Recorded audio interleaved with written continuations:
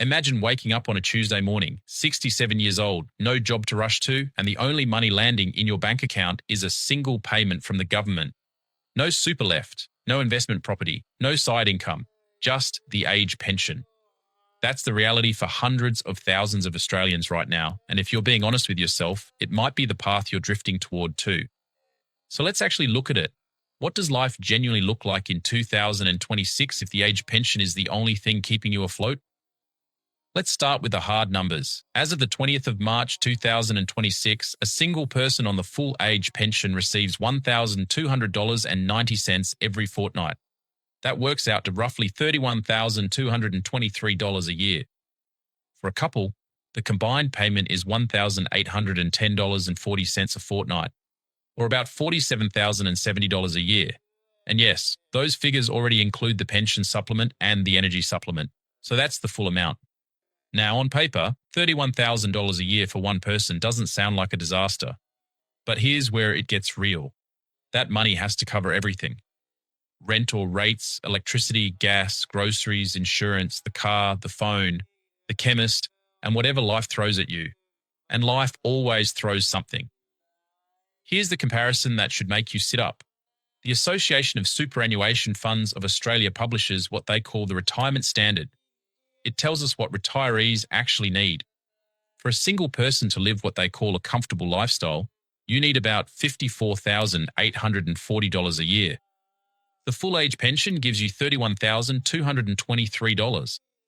That's a gap of over $23,000 a year.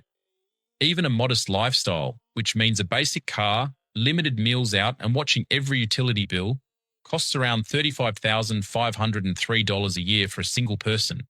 The pension still falls short. Now picture what that actually means day to day. If you own your home outright, you're in the strongest position the pension can offer. Your biggest cost, housing, is handled. You can cover the groceries, keep the lights on, run an older car, and still have a little breathing room for a coffee out or a small treat now and then. It's not luxury, but it's stable. You can make it work. The trouble is, more and more Australians are arriving at retirement still carrying a mortgage. Or worse, renting.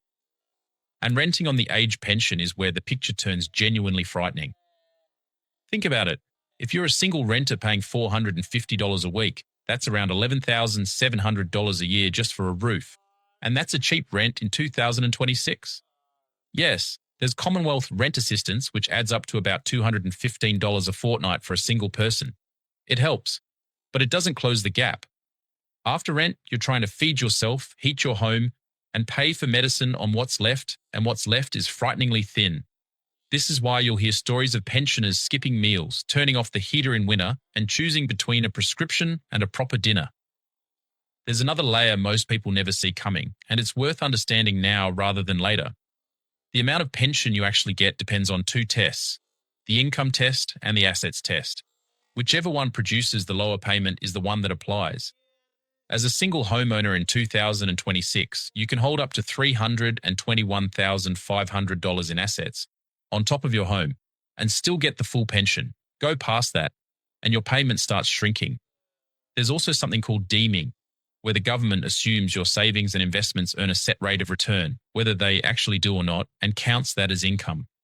The point is simple. The pension isn't a flat, guaranteed number for everyone. It bends around your situation, and small financial decisions in the years before retirement can change how much you receive. Here's a brighter piece of the picture though. If you reach pension age and still want to work a little, the system actually rewards you for it. Through the work bonus, you can earn up to $300 a fortnight from working without it reducing your pension at all, and any unused amount builds up in a work bank you can draw on later, up to $11,800. New pensioners even start with a $4,000 balance already in that bank. So a couple of casual shifts, a bit of consulting, or some part-time work in something you enjoy can top up your income without punishing you. So why does this matter to you even if retirement feels like a distant problem? Because the age pension was never designed to be your retirement plan. It was designed to be a safety net, a floor, something to stop you falling all the way to the ground. And somewhere along the way, a lot of Australians started treating the floor like it was the destination.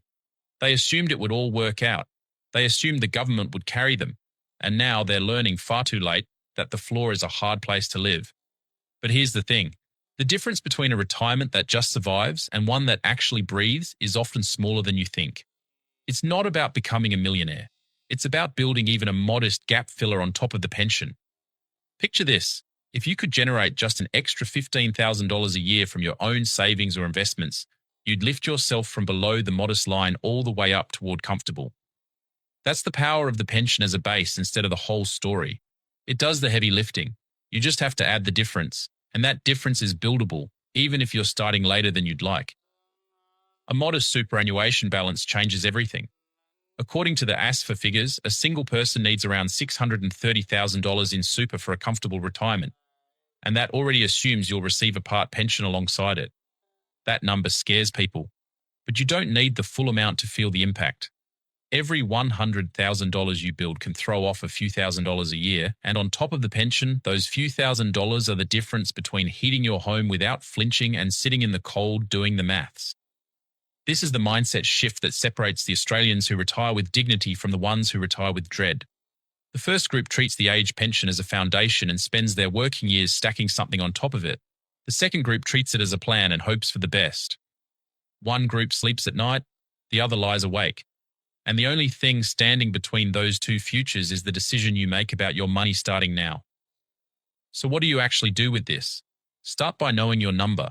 Look at the $31,223 a year the single pension provides, or the $47,070 for a couple, and ask yourself honestly whether you could live the life you want on that.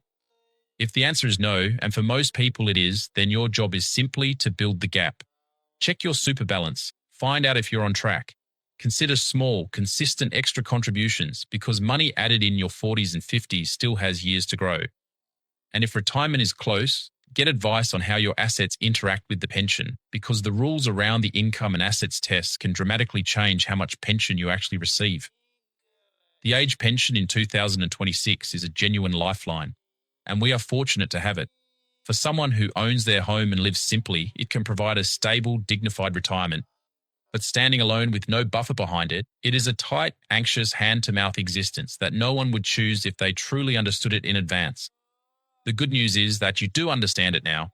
You've seen the numbers, you know the gap, and knowing is the thing that gives you power, because a future you can see coming is a future you can change. If this opened your eyes even a little, do me a favor and hit the like button. And if you're not subscribed yet, now's the time. And don't forget to turn on notifications so you don't miss the next one. I'll see you there.